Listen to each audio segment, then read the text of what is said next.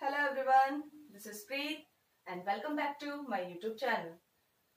अब तक के वीडियो में हमने चैप्टर नंबर फर्स्ट देख लिया था, केमिकल रिएक्शंस एंड इक्वेशंस, जिनमें उनमें जो भी इंपॉर्टेंट टॉपिक्स थे वो हमने लगभग सारे मोस्टली देख लिए हैं.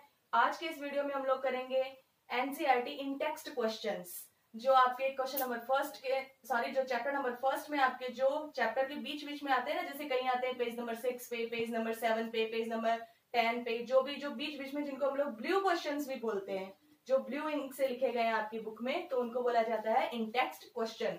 तो वो आज हम देखेंगे. सबसे जो फर्स्ट जो हम क्वेश्चन देखेंगे वो आपकी बुक में आपको मिलेगा, पेज नंबर 6 पे मिलेगा. तो question number 1, why should A magnesium ribbon be cleaned before burning in air. ये जो क्वेश्चन है उसका मीन ये है कि जो मैग्नीशियम रिबन है उसको जलाने से पहले उसको क्लीन क्यों किया जाता है. मतलब क्या वो ऐसा नहीं हो सकता कि हम मैग्नीशियम रिबन को डायरेक्ट एयर में डालें और वो जल जाए. तो ऐसा क्यों नहीं होता है, उसका रीजन क्या है. आंसर इसका होगा magnesium is a reactive metal. जो आपका मैग्नीशियम है वो बहुत ही रिएक्टिव मेटल है. मतलब अगर हम इसे खुला हवा में छोड़ देना तो फटाफट से क्या कर लेता है, रिएक्ट कर लेता है.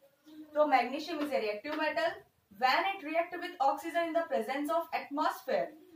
तो जो मैग्नीशियम है वो एक रिएक्टिव मेटल है, और जब ये ऑक्सीजन के साथ में क्रिया करता है वातावरण की उपस्थिति में, to form a layer of magnesium oxide on its surface. तो ये किसकी लेयर बना लेता है सरफेस पे, उसकी जो ऊपर की सतह है मैग्नीशियम की, उसके ऊपर बना लेता है मैग्नीशियम ऑक्साइड की surface. Magnesium oxide MgO which can not burn, जो क्या नहीं हो सकता, जलता नहीं है. जो आपका मैग्नीशियम ऑक्साइड होता है ना MgO, वो आग में जलता नहीं है.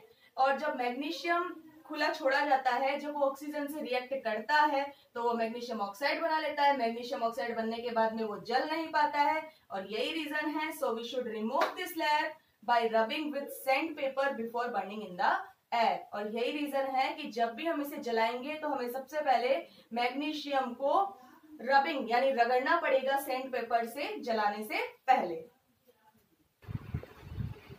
Question number 2, right the balanced equation for the following chemical reactions.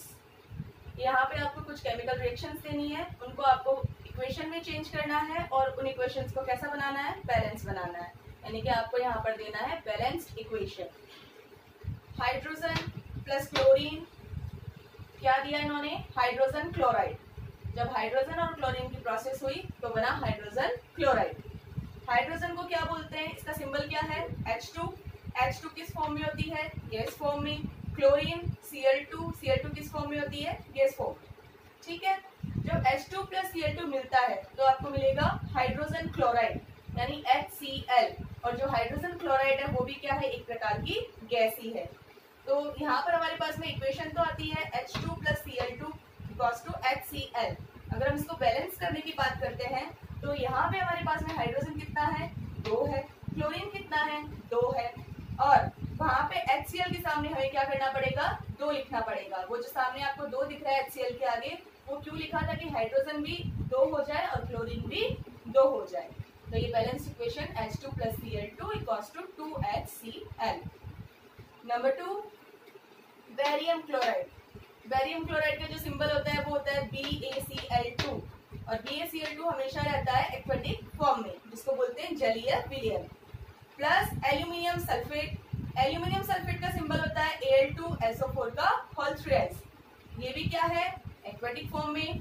Cos two barium sulphate. Barium sulphate को बोला जाता है BaSO4. और हमने बताया था ये कभी भी एक्वेटिक फॉर्म में नहीं होता है. ये जो रिएक्शन है वो हमने चैप्टर के अंदर पढ़ी थी जब हम चैप्टर पढ़ रहे थे उस टाइम. और ये जो आपको रिएक्शन दिख रही है सामने, वो रिएक्शन भी कौन सी है, डबल डिस्प्लेसमेंट रिएक्शन है, जिसमें क्या हो रहा है, आयंस का एक्सचेंज हो रहा है. और यहाँ पे जो BaSO4 है वो जो आपको क्या मिला है, प्रेसिपिटेट BaSO4, जिसको हम लोग बोलते हैं जो विलयन यानी जो सॉल्यूशन हम लोग मिलाते हैं टेस्ट ट्यूब के अंदर, जो नीचे व्हाइट कलर का जो एक बच जाता है सॉलिड, उसको बोला जाता है प्रेसिपिटेट. ये प्रेसिपिटेट रिएक्शन भी हमने देखी थी.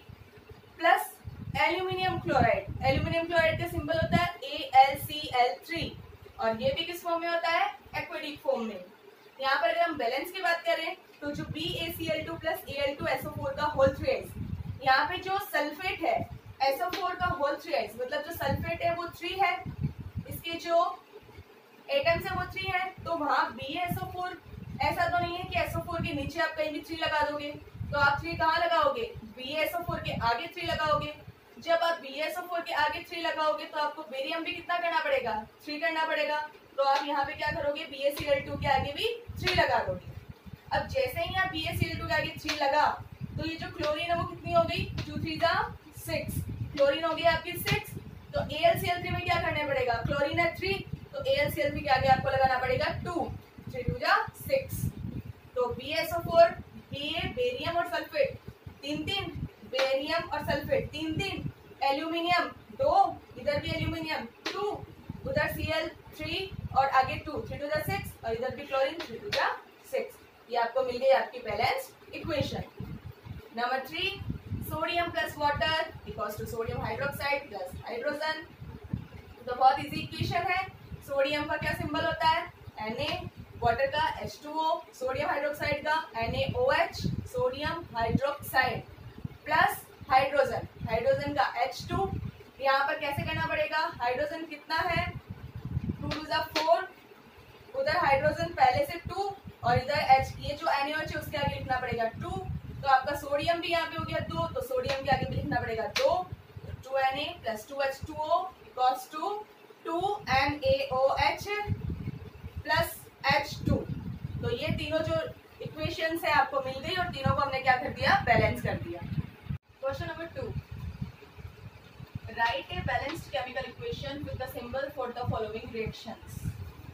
सेम वही क्वेश्चन है, आपको कुछ रिएक्शन दे रखी है, इस बार आपको जो रिएक्शन दे रखी है वो लैंग्वेज फॉर्म में दे रखी है, ठीक है। Solution of barium chloride and sodium sulphate in water. आपको एक वाटर के अंदर एक सॉल्यूशन लेना है, किन किन का, बेरियम क्लोराइड का और सोडियम सल्फेट का, ठीक है। तो जो बेरियम क्लोराइड है उसे हम बोलते हैं BaCl2 aquatic form, sodium sulphate Na2SO4 aquatic form, ये दोनों मिलके बनेंगे। आगे क्या बोल रखा है, to give insoluble barium sulphate, जो आपको देगा बेरियम सल्फेट, कैसा, इनसॉल्युबल, वो तो हमें पता है, हमने लास्ट क्वेश्चन में भी देखा था कि बेरियम सल्फेट इनसॉल्युबल है वाटर के अंदर, इसीलिए उसको प्रेसिपिटेट बोला जाता है। तो BaSO4 plus solution of sodium chloride, और सोडियम क्लोराइड को बोला जाता है NaCl, तो 3 तो हो गया एक्वेटिक फॉर्म में, एक है सॉलिड फॉर्म में। BaCl2 plus Na2SO4 equals to BaSO4 plus NaCl। यहाँ पर हमने NaCl के आगे 2 क्यों किया है, क्योंकि यहाँ पे जो आपका क्लोरीन है वो कितना दे रखा है, 2 दे रखा है, तो क्लोरीन को 2 करने के लिए हमने यहाँ पर NaCl के आगे 2 लिखा है, क्योंकि सोडियम के भी कितने एटम है, 2 है। Number 2, sodium hydroxide solution in water react with the hydrochloric acid solution in water to produce sodium chloride solution and water। यहाँ पे आपको बनाना है sodium hydroxide solution, sodium hydroxide बोला जाता है NaOH aquatic form, plus react किसके साथ कर रहा है, हाइड्रोक्लोरिक एसिड के साथ, हाइड्रोक्लोरिक एसिड को बोला जाता है HCl, NaOH प्लस HCl, ये आपको प्रोड्यूस करवा रहे हैं NaCl प्लस H2O, यानी सोडियम क्लोराइड और water. Next page, page number 10, question number 1. A solution of a substance X is used for whitewashing. एक substance है जिसके solution से used for whitewashing. Question number 1. A solution of substance X is used for whitewashing. Name the substance X and write its formula. एक solution है, ए solution of a substance, किसी substance का solution है जिसका नाम X, जो हमें फाइंड आउट करना है, जिसका यूज किया जाता है व्हाइट वॉशिंग यानी दीवारों की सफेदी करने में, तो उसका नाम बताना है और उसके फॉर्मूला देना है। तो व्हाइट वॉशिंग में इसका यूज किया जाता है, name of the substance calcium oxide, वो कौन सा सब्सटेंस है, कैल्शियम ऑक्साइड, और इसका फॉर्मूला होता है CaO। Number 2, right the reaction of substance X named in first above with water. यानी जो आपका फर्स्ट नंबर पे क्वेश्चन था ना, जो आपने सब्सटेंस दिया था कैल्शियम ऑक्साइड, जब इस कैल्शियम ऑक्साइड की रिएक्शन वाटर के साथ की जाती है CaO प्लस H2O, तो बनता है CaOH का होल ट्वाइस, इसको बोला जाता है कैल्शियम हाइड्रोक्साइड।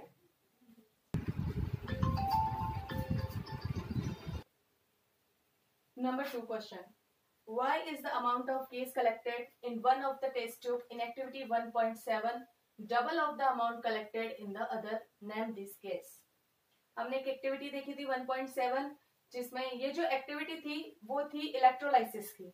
इलेक्ट्रोलाइसिस के अंदर हमने वाटर का किया था, हमने इलेक्ट्रिसिटी देकर और उसको किया था डिकम्पोजिशन। हमने एक रिएक्शन देखी थी।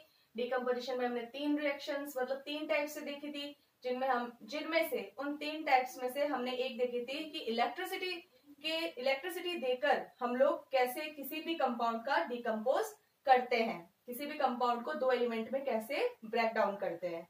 ठीक है, तो उसके अंदर हमने किसको देखा था? हमने किया था वाटर का इलेक्ट्रोलाइसिस किया था, जिसमें वाटर 2 एलिमेंट्स में डिवाइडेड हो रहा था, एक तो हाइड्रोजन और एक ऑक्सीजन। तो इसमें ये पूछ रहा है कि जब आपने 2 टेस्ट ट्यूब में मतलब अलग अलग जब आपने टेस्ट ट्यूब ली तो हाइड्रोजन की जो इसमें तो पहले बताया ही नहीं, इसमें पूछा है कि कौन सी ऐसी गैस है जो कि डबल अमाउंट में कलेक्ट हुई थी टेस्ट ट्यूब में। तो यहाँ पर हमें इलेक्ट्रोलाइसिस देखना पड़ेगा वापस। According to electrolysis reaction water decomposes, water किस टाइप से डिकम्पोज हुआ था? H2O, इसको हमने इलेक्ट्रिसिटी दी और ये डिकम्पोज हुआ हाइड्रोजन में और ऑक्सीजन में। अब इस क्वेश्चन में ऐसे ही पता चल रहा है कि जब हमने इलेक्ट्रिसिटी देकर डिकम्पोज किया तो ये हाइड्रोजन के कितने एलिमेंट थे? 2 थे ना, सॉरी हाइड्रोजन के एटम कितने थे? 2 थे। अब हमने वापस इसको जब बैलेंस किया, ये जब बना, तो हमने हाइड्रोजन के आगे 2 क्यों लिखा? क्योंकि यहाँ पर जो ऑक्सीजन थी वो कितनी बनती है हमारे पास में? ऑक्सीजन कभी भी फ्री रूप में कभी भी नहीं रहती है, ऑक्सीजन को O2 फॉर्म में ही लिखा जाता है। और O2 फॉर्म में लिखने के लिए हमें ऑक्सीजन भी कितनी करनी पड़ती है? यहाँ पे 2 करनी पड़ती है। तो जब हम रिएक्टेंट की बात करते हैं तो भी हाइड्रोजन हमारे पास में कितनी थी? 2 थी। जब हम प्रोडक्ट में चले जाते हैं तो ऑक्सीजन 2 हुई, तब हाइड्रोजन कितनी हो गई? 4 बन गए। तो इससे साफ पता चल रहा है water decomposes to give hydrogen and oxygen in the ratio of 2:1। हमारे पास में जो हाइड्रोजन और ऑक्सीजन का रेशियो होता है ना, वो होता है 2:1। यानी यहाँ रेशियो ज्यादा किसका है? हाइड्रोजन का रेशियो ज्यादा है। So the hydrogen gas collect in the double amount in the other. तो जो हाइड्रोजन गैस है वो आपकी दूसरी गैस से यानी ऑक्सीजन से ज्यादा कलेक्ट होगी। नेक्स्ट पेज पे जो इंडेक्स क्वेश्चन है, question number 1, why does the color of copper sulfate solution change when an iron nail is dipped in it? ऐसा क्यों होता है कि जब हम किसी लोहे की कील को कॉपर सल्फेट सॉल्यूशन में डालते हैं तो उस सॉल्यूशन का कलर चेंज हो जाता है?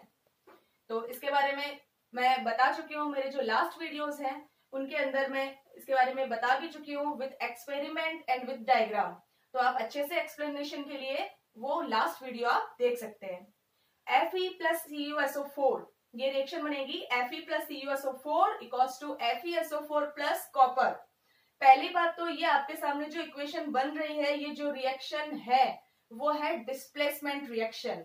एंड डिस्प्लेसमेंट रिएक्शन में आप लोगों को याद दिला दूं, डिस्प्लेसमेंट के अंदर होता है कि जो एक रिएक्टिव एलिमेंट होता है वो अपने से कमजोर एलिमेंट को उसके खुद के कंपाउंड से हटाकर और उसकी जगह खुद ले लेता है, यानी उसको डिस्प्लेस करके और उसकी जगह पे खुद आ जाता है। It's called displacement reaction. Fe plus CuSO4, FeSO4 plus Cu, iron is more reactive than copper. It displaces copper from copper sulfate solution. तो जो कॉपर सल्फेट का जो सॉल्यूशन का जो कलर होता है पहले होता है ब्लू कलर, लेकिन जैसे ही Fe कॉपर को डिस्प्लेस करके खुद इसकी जगह पे आता है, FeSO4 फेरस सल्फेट बनता है तो उसका ब्लू कलर फेड हो जाता है। Question number 2, question number 2, give an example of double displacement reaction other than the given in activity 1.10। इसके अंदर आपको एक एग्जांपल देना है डबल डिस्प्लेसमेंट रिएक्शन का जो कि आपकी एक्टिविटी 1.10 का नहीं होना चाहिए। कोई बात नहीं, हम दूसरा एग्जांपल देख लेते हैं। यहाँ पे दूसरी रिएक्शन देख लेते हैं। NaOH plus HCl, sodium hydroxide plus hydrogen chloride, जिसको क्या बोलते हैं? Hydrochloric acid. NaOH plus HCl, ये दोनों मिलकर बनाते हैं NaCl sodium chloride plus water. तो यहाँ पर Na के साथ में OH डिस्प्लेस होके आ रहा है Cl और H के साथ में Cl डिस्प्लेस होके जा रहा है OH। तो यहाँ पर आयंस का भी एक्सचेंज हो रहा है, देन ये हो गया double displacement NaOH plus HCl plus equals to NaCl plus H2O। Question number 3, identify the substance that are oxidised and the substance that are reduced in the following reaction. आपके सामने दो reaction रखी गई हैं जिनमें से आपको ये बताना है कि कौन सा सब्सटेंस ऑक्सीडाइज्ड हो रहा है और कौन सा सब्सटेंस रिड्यूस हो रहा है। पहली बात तो ऑक्सीडेशन एंड रिडक्शन क्या होता है? ऑक्सीडेशन वो होता है जिसमें ऑक्सीजन ऐड होता है और हाइड्रोजन रिमूव होता है, और रिड्यूस का जस्ट अपोजिट है। रिड्यूस के अंदर हाइड्रोजन ऐड होता है एंड ऑक्सीजन रिमूव होता है। तो यहाँ पे रिएक्शन है 4Na plus O2 equals to 2Na2O। तो इसके अंदर जो सोडियम है, सोडियम के साथ में आगे जाकर ऑक्सीजन जुड़ रहा है, तो ये जो सोडियम का तो क्या हो रहा है? ऑक्सीडाइज्ड हो रहा है, और ये ऑक्सीजन जो है वो अपनी जगह छोड़कर सोडियम के पास जा रहा है, तो ऑक्सीजन रिमूव हो रहा है या ऑक्सीजन ऐड हो रहा है। तो ये तो 4Na का Na2O में तो ऑक्सीडाइज्ड हो रहा है और O2 का आगे जाकर रिड्यूस हो रहा है, तो ये हो गया रिड्यूस्ड और वो हो गया oxidised. Copper oxide plus hydrogen equals to copper plus H2O। अगर इस रिएक्शन को हम लोग देखें तो अगर रिडक्शन और ऑक्सीडेशन को अगर हम छोड़ दें, खाली इसको रिएक्शन को देखें, तो यहाँ पर हो रहा है डिस्प्लेसमेंट। ठीक है। सेकंड बात, रिडक्शन हो रहा है कॉपर ऑक्साइड में से ऑक्सीजन रिमूव होकर कॉपर बन रही है, तो यहाँ पर रिमूव होना रिड्यूस्ड, और हाइड्रोजन का ऐड होना और ऑक्सीजन का निकलना रिडक्शन। यहाँ पर ऑक्सीजन निकल रहा है। सेकंड H2 के साथ में क्या बन रहा है? H2 का H2O, यानी हाइड्रोजन से सीधा वाटर बन रहा है और वाटर के अंदर ऑक्सीजन ऐड हो रहा है, तो हाइड्रोजन से हाइड्रोजन डाइऑक्साइड ऑक्सीडाइज्ड और कॉपर ऑक्साइड से कॉपर रिड्यूस्ड। तो इसके साथ में हमारे जो ये इन टेक्स्ट क्वेश्चन है, जो चैप्टर के बीच में दे रखे हैं आपको, ये जो क्वेश्चन होते हैं, जैसे ये टॉपिक कंप्लीट हुआ उसमें से 5-6 क्वेश्चन दे दिए, नेक्स्ट टॉपिक कंप्लीट हुआ 5-6 क्वेश्चन दे दिए। तो टॉपिक जो थे हम सारे पढ़ चुके हैं, इन टेक्स्ट क्वेश्चन हम देख चुके हैं, और हमारा जो नेक्स्ट वीडियो होगा उसके अंदर हम देखेंगे एनसीईआरटी एक्सरसाइज क्वेश्चन आंसर्स। तो आज के वीडियो में बस इतना ही। Thank you.